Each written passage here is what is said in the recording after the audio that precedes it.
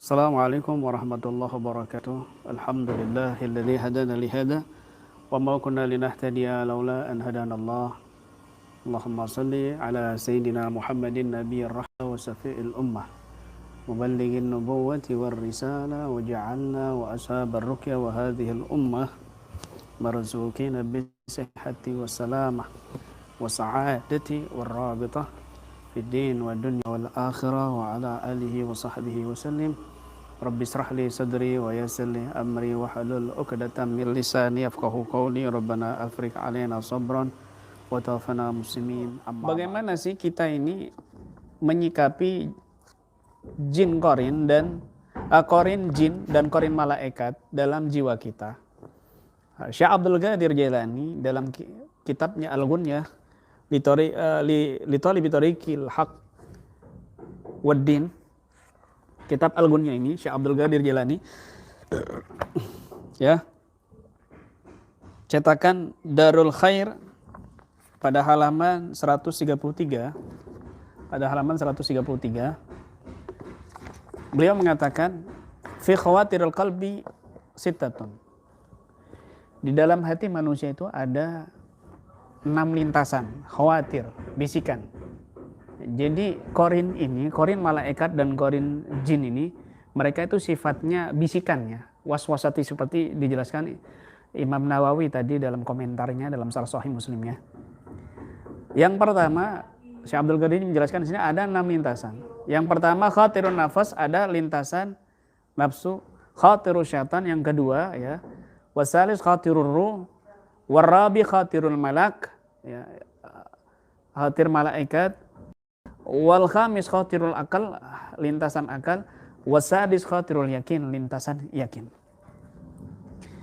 Jadi ada 6 lintasan tadi, ada 6 lintasan ya, dan manusia ini khususnya bagi salik thariqil akhirah ya, bagi salik ataupun murid yang memasuki dunia thariqah ya, tasawuf, maka ini wajib mempelajari ilmu ini. Ini fardul ain.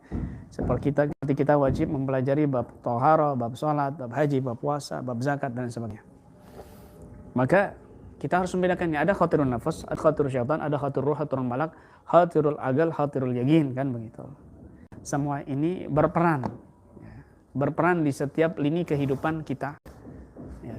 Maka kita ini harus bisa membedakan. Makanya saya katakan ada makhluk yang tidak bisa dikeluarkan dari tubuh kita ini dengan ruqyah, tetapi hanya bisa dikeluarkan dengan ilmu dan mujahadah. Intinya di situ.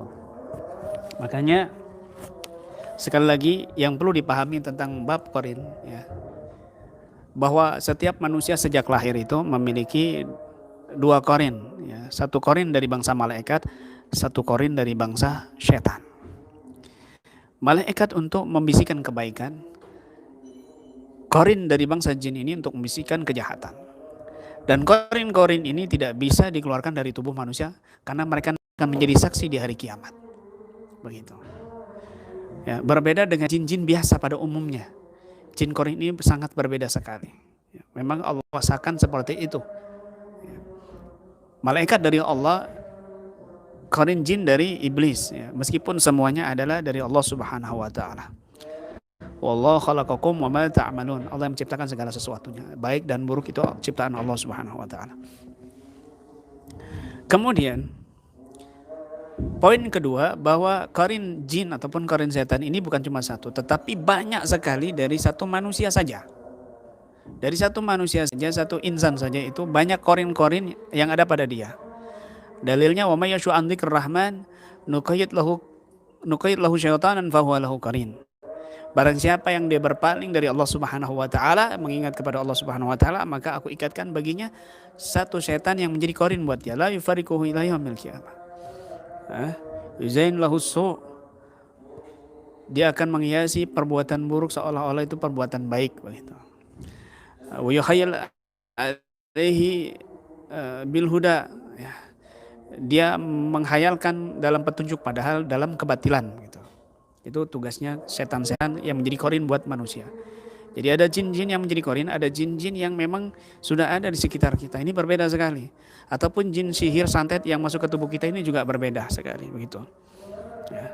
Kemudian waqayatna lahum qurana, dalilnya juga ayat ini, ayat yang tadi yang saya baca, ya. Wa ayatna lahum qurana, dan waqayatna lahum qurana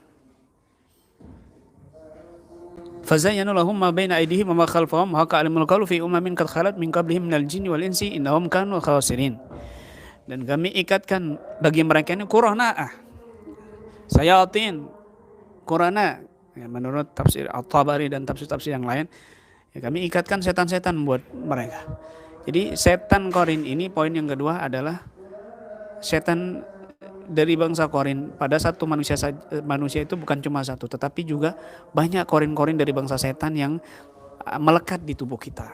Ini berbahaya sekali, peran ini berbahaya sekali, ya, hati-hati. Kemudian juga tidak benar ketika ada orang menarik sukma, apalagi sukma ya, ke tubuh mediator. Mediator ini berarti kan dia kedudukannya rendah, mental psikisnya ini rendah. Mediator ini kenapa bisa dimasukkan mediator? Jangan bangga ketika ada orang menjadi mediator. Artinya apa? Orang yang bisa menjadi mediator, ya, saya katakan di sini, orang yang bisa menjadi mediator adalah orang yang dia ini spiritualnya lemah, mentalnya juga lemah. Mentalnya juga lemah.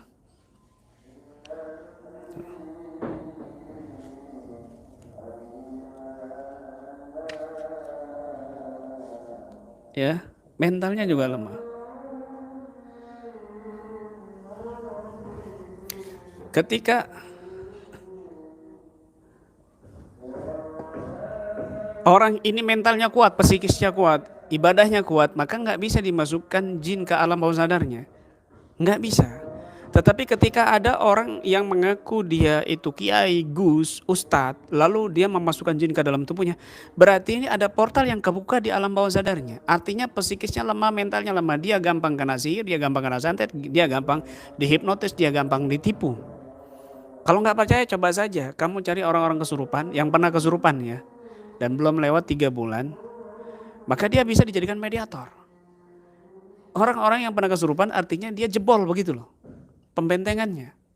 Ketika ada orang bangga menjadi mediator, berarti dia ini bangga dengan satu kemunduran mental, psikis, dan spiritualnya. Ini kan lucu begitu loh, ya.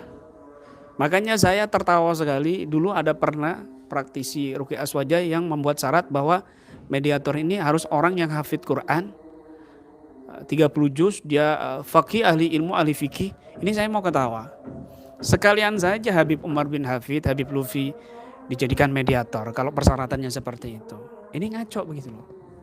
Jadi mediator ini orang yang lemah secara spiritual agamanya, secara mentalnya juga mudah ditembus. Misal saya mau dijadikan mediator, ya nggak bisa gitu loh. Nggak bisa tembus-tembus, nggak bisa masuk-masuk jin ke dalam alam bawah sadar saya. Mau kamu usahakan seperti apa misalnya? Kan begitu. Misalnya kalau ada jin yang masuk ke tubuh saya kesurupan. Lalu siapa yang meruqyah saya? Semua bacaan saya hafal misalnya, kan begitu. Bisa saya bantah kan begitu, karena dia menyesuaikan dengan pola pikir si pasien itu jinnya nanti. Dan yang masuk ke tubuh saya bukan jin epret-epret, jin yang rakyat jelata, bukan jin yang pecerepet misalnya. Bisa jin yang lebih tinggi ilmunya dan lain sebagainya, kan begitu. Ya, bukan saya membanggakan diri, ini gambaran dan faktanya begitu. Realitanya, ilmiahnya seperti itu. Jangan bangga. Nah, kemudian ketika dimasukkan sukma seseorang ini secara pembahasan ilmu tasawufnya ini mustahil. Ilmu ruhnya ini mustahil, ya. Sukma dan ruh ini kan selalu mengiringi kemana-mana, kan begitu. Ketika sukmanya diambil oleh seseorang dan dimasukkan ke raga seseorang yang mediator, yang ibarat tingkatnya lebih rendah dari si wali itu, ini ibarat kamu meletakkan air di bekas kopi yang ada ampasnya, lalu kamu mau meletakkan air ini kemudian kamu minum, kan begitu. Kamu mau minum air ini dimasukkan ke dalam gelas yang sudah kotor, ini nggak logis kamu ini, gitu loh. Gendeng kamu ini, kan begitu. Nggak bisa. Kotor, nggak mau lah tempat yang kotor dimasukkan yang suci, kan begitu. Al-Habib Umar bin Idrus Al-Habsyi mengatakan ketika mengomentari hadis, la tadkhulu al-malaikatu baitan fihi kalbun wasurah. Malaikat tidak akan masuk ke dalam rumah yang di situ ada anjing dan gambar patung. Beliau mengatakan di situ, baitun di situ adalah al-qalbu, hati. Kalbun di situ adalah nafas, hawa nafsu kita. Sedangkan gambar atau patung di situ adalah dunia. Dan malaikat di situ adalah al-asrar, al-ma'arif, an-nafahat, al-anwar. Malaikat di sini digambarkan dengan cahaya Allah, rahasia-rahasia Allah, ma'rifah Allah, pertolongan-pertolongan, anugerah-anugerah Allah. Artinya, pertolongan rahasia ma'rifatullah tidak akan masuk ke hati orang yang di situ ada duniawinya, ada nafsunya, dan ada keduniawiannya, begitu loh, yang disembah-sembah. Nah, ketika di jiwa seorang itu kotor, maka jiwa yang suci, sukma yang suci nggak mungkin masuk ke jiwa yang kotor. Lagi pula kalau seandainya ya bisa, ini sukma-sukma ini sedang dalam kenikmatan dari Allah Subhanahu wa Ta'ala, lalu ngapain mereka turun hanya untuk masuk di situ, kemudian diwanjarai, dinasehati. Lalu apa yang masuk itu? Itu korin setan yang berperan, yang sudah memahami dan beradaptasi dengan pola pikir si mediator tersebut. Akhirnya nanti keluar begini.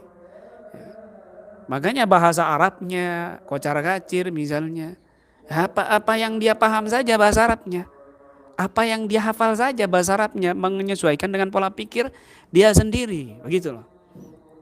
Artinya apa? Itu dia dikuasai dengan korin setan dalam jiwanya. Bukan sukma gitu loh.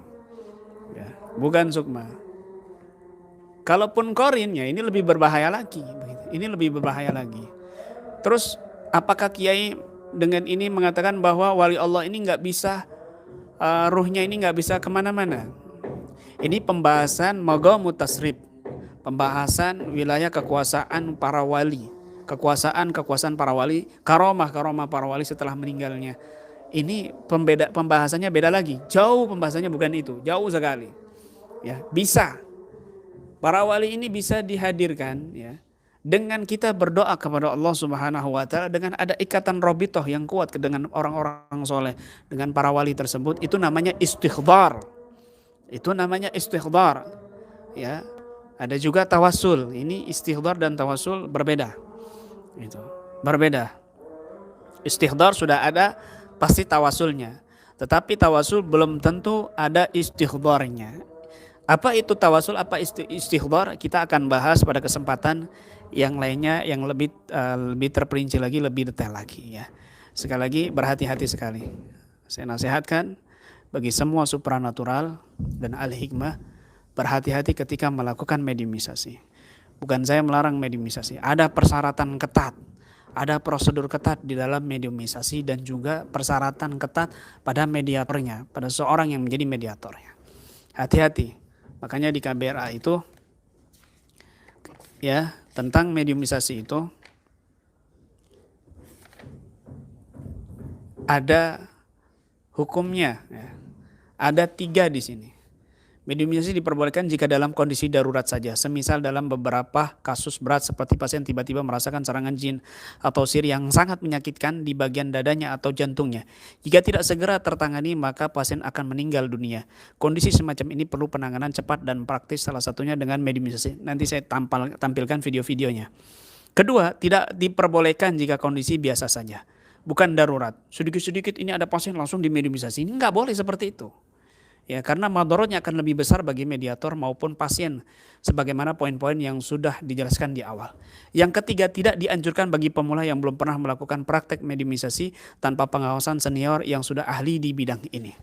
Ya, jadi itulah pandangan mediumisasi pada keluarga besar Ruqyah Aswaja, pada Al-Fakir ya, yang kami terapkan prinsip ini di KBRA keluarga besar Ruqyah Aswaja. Ya, mudah-mudahan ini bermanfaat buat semuanya. Singkat, mudah-mudahan pembahasan ini lebih memberikan pencerahan buat Al-Fakir sendiri dan juga umumnya untuk semua yang menyimak dan semua praktisi Ruqyah Ahlussunnah wal Jamaah. Dan nanti kita akan bahas pada part keduanya ya tentang masalah sukma ya, apa raga sukma, bagaimana pendapat-pendapat para ulama, apa sih raga sukma itu dalam istilah ilmu Islam, dalam istilah syariah ahli irfan dan lain sebagainya. Kita akan bahas itu secara terperinci. Mudah-mudahan Allah berikan ilmu yang sesuai, yang menjadi murad Allah dan murad Rasul sallallahu alaihi wasallam. Amin ya rabbal alamin. Dan kita akan bahas tentang yang lain-lainnya nanti insyaallah. Baik, demikian yang bisa saya Al-Fakir sampaikan, kurang dan lebihnya saya mohon maaf. Usikum wa nafsi. Wabillahi taufiq wal hidayah wa ridha wal inayah. Ila liqa wal afa minkum. Summa assalamu alaikum warahmatullahi wabarakatuh.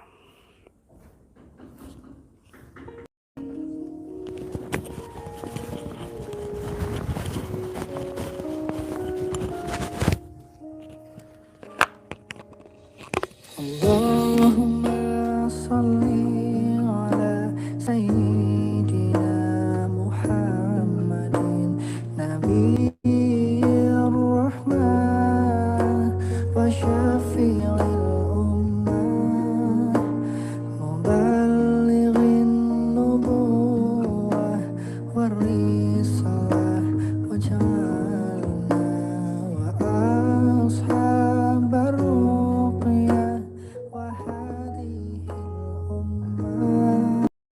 مرزوقين بالصحة